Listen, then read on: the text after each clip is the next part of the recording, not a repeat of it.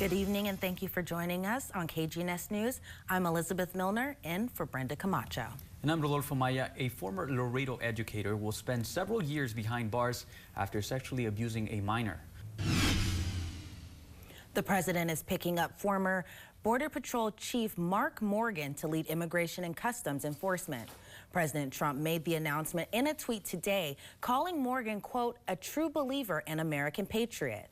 Morgan left his position as head of Border Patrol in January 2017, shortly after Trump signed a pair of executive orders strengthening border security and stepping up immigration enforcement. He has, however, since emerged as a vocal advocate for the president's efforts to build a border wall.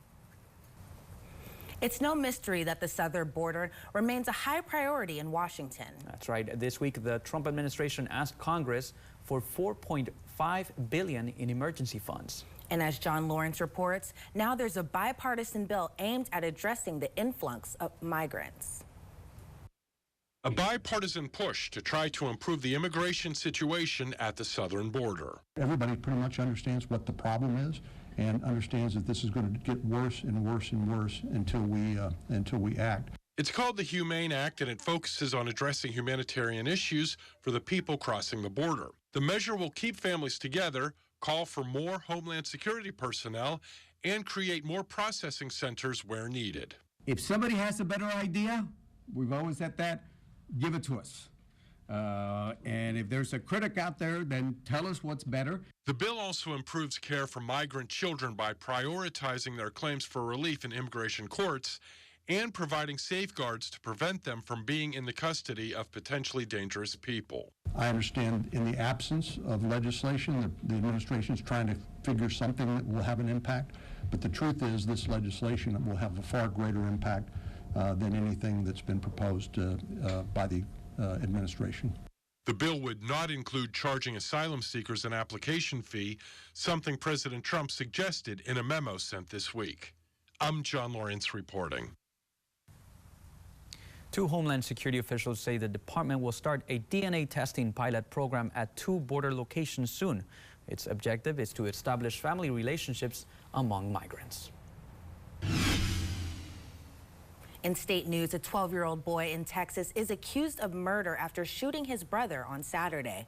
Police in Conroy, about 40 miles north of Houston, say they responded to a shooting call on Saturday afternoon. That's when they found the 10-year-old boy with a gunshot wound in his chest. Deputies say the boy was taken to the emergency room where he was later pronounced dead. The Montgomery County Sheriff's Office conducted an investigation and charged the boy's older brother with murder. The boy is now being held at a juvenile detention center. Well, the Department of Homeland Security is sounding the alarm about the millions of drones sold in the U.S., growing fears they could cause an air disaster or be used as weapons. NBC's Richard Engel shows us what's being done to counter the threat. A stark warning tonight from the Department of Homeland Security about the danger of drones. In the wrong hands, they're a real threat. Among the top concerns, drones colliding into passenger jets. If you fly one into an engine intentionally, you could end up causing a failure, which could cause a crash. In tests, drones can even puncture the wings of an aircraft. And drones are increasingly all around U.S. airports. So often, air traffic controllers don't always know it. We went to Venice Beach in California. Luke Fox has a company that makes a portable drone detection system. With our equipment, we see drones that are flying illegally in airspace that they shouldn't fly in. Venice is less than 5 miles from LAX, but within just 1 hour... Oh, there's the drone. The drone is flying towards LAX and are flying further into controlled airspace. Roger that. So with Brett Velikovich, who used to be in the Special Forces using drones to hunt terrorists, we found the operator. Are you guys aware that you're actually flying a little bit too close to LA in unauthorized airspace? Well, I did not know that. We've seen, on average, 2 drones a day. We're not talking about flying underneath the flight path. That is directly in the flight path. And it's not just planes. In Syria, ISIS converted drones to drop bombs. And last year, Venezuela's president was attacked by 2 drones packed with explosives. A tactic U.S. officials worry about. Let's say we had somebody on the National Mall. We had the president or we had a senator out there, and I could be 30, 40 feet away from them and throw it up real quick, get in the air, and you could do damage. Creative solutions to stop drones are in the works. In Holland, they've trained eagles to knock them down. There are net-tossing killer drones. Oh my. And drone-jamming guns. But U.S. officials worry drone defenses aren't coming fast enough.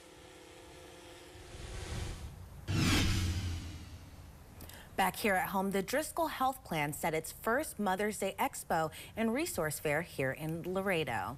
The event was designed for mothers and mothers-to-be and to give all the thanks for all they do for us. The mariachi came to play, and they were even able to strut their stuff during a fashion show. Numerous booths pertaining to health services were also provided. The mothers really seem to enjoy all the different events that we have going on for them. It's really exciting for them to have just a day for themselves and to interact with other moms from the community and just to share information and get to know one another. What is this? They also had manicures, Zumba, and yoga classes at the event. Over the weekend, the city offered a free service where you can dump hazardous waste material safely. People came to the old Metro Park and Ride to dispose of hazardous material that might be in their household. Anything that has flammable, toxic, or hazardous labeling can be brought in. This can include items such as old batteries, old appliances, and for the first time, the city offered to dispose of motor oil. The city does this so toxins are not dumped into our storm drains, which could go into a landfill. We don't want anything way down our storm drains, anybody kind of disposing of liquids, oils on the street or anything that ends up in our storm drain, which ends up in our creek beds and ends up in our Rio Grande. You can still turn in any unwanted waste. Just call the city landfill Monday through Friday between 9 a.m. and 4 p.m. Well, coming up, a food recall that might prompt you to check your freezer. That's in about 2 minutes. So let's take our current conditions outside.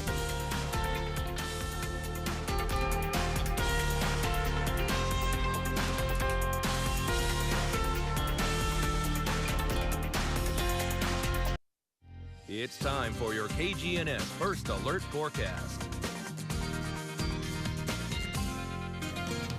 Well, here's a look at your weather, 24-hour satellite radar. You can see there's plenty of rain throughout the country, especially that going towards the east of the country. And then we're taking a look at the numbers. Pretty much 70s and 80s all across the nation. The lowest being Minot at 49, going towards New York at 51, Los Angeles at 65.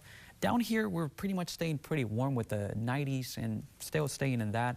All again throughout the country, still staying on the 70s. But taking a look at our state, we're going to see that we're, again, seeing the same numbers that we're seeing throughout the week at 80s and 90s. Amarillo looking at 78, El Paso at 91, Houston at 85, going on San Antonio at 83, and at Bronzeville at 86. Taking a closer look at our viewing area, we're going to see that pretty much, yeah, it's a copy-paste of what we're seeing. Laredo right now at 91, Cotula being the highest at 100, Freer at 87, and Heavenville also at 87, Carrizo Springs at 91. We're going to go ahead and take a look at their 7-day forecast, that being a little bit of a chance of rain tomorrow with 20% increasing as we head towards the Wednesday with 50% chance of rain that day, but staying again in the 80s and 90s throughout the week, and then heading towards the weekend with a couple of more chances of rain as we head to Saturday and Sunday. You know, Rudy, I kind of want that New York weather where it was in the 50s. Tyson Food is recalling almost 12 million pounds of chicken strips over fears of contamination. The federal government's Food Safety and Inspection Service reports it's aware of 6 complaints from people who found pieces of metal in their chicken. The frozen ready-to-eat products have use-by dates between October 1st, 2019 through March 7th, 2020. The federal agency says the products should be thrown away or returned to the place where they were purchased. Well, the job market has its lowest unemployment rate since 1969. 263,000 jobs were added just last month. That's right. That makes 103 straight months of jobs being added. Tom Costello reports on what's behind the boom. For graduating seniors, the timing could not be better.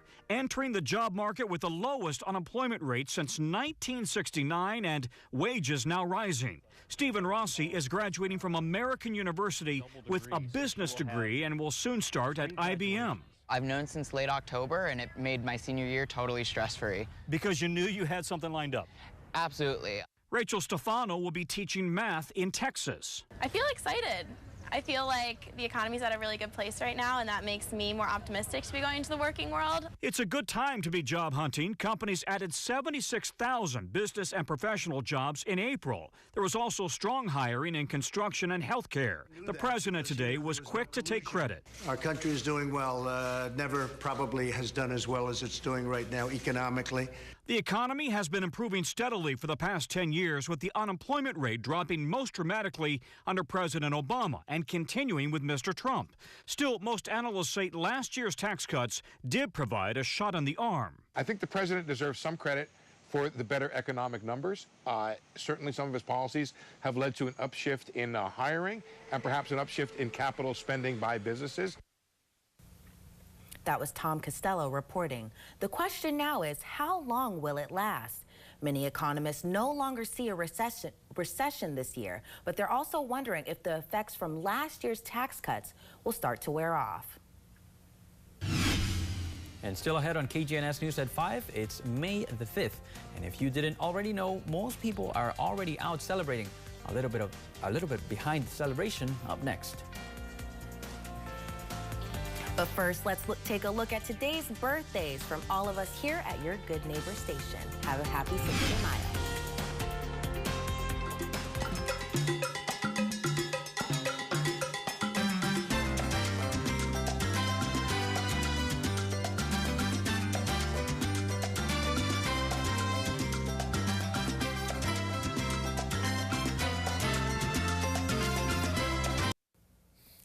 Yesterday was May the 4th be with you, but today, Cinco de Mayo.